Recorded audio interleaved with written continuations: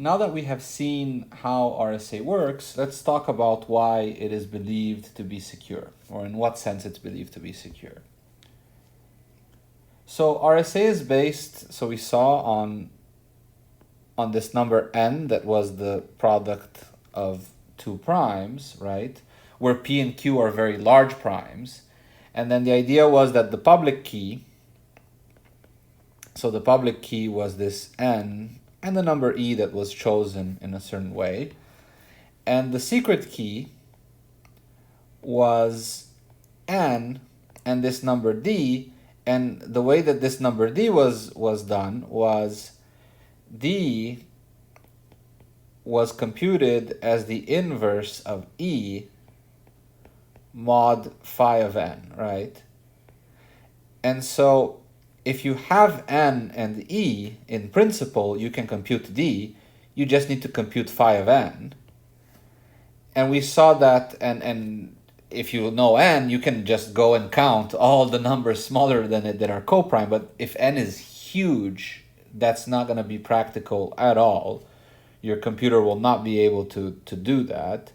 But if you know if you know that n is equal to p times q, you can actually compute phi of n very efficiently as just a multiplication. And that's exactly what Bob does. But the point being that if you are able to factor n into p times q, let's say that you had a very efficient algorithm for factoring, then you can actually go and compute d, and you don't need the secret key. I mean, you can make it yourself, right? And so we have an implication here that if factoring is easy, if there is a good way of factoring, then you can break RSA. Now what happens is that we do not know of a good way of factoring.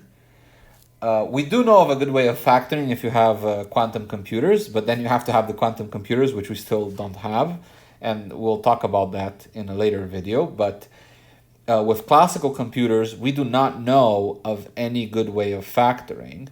That does not mean that there isn't. Maybe tomorrow someone comes up with a good way of factoring numbers with a classical computer, and if they do that, they will break RSA.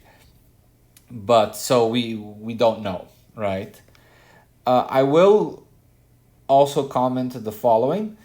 It's not the case that if you break RSA, that means that that factoring is easy.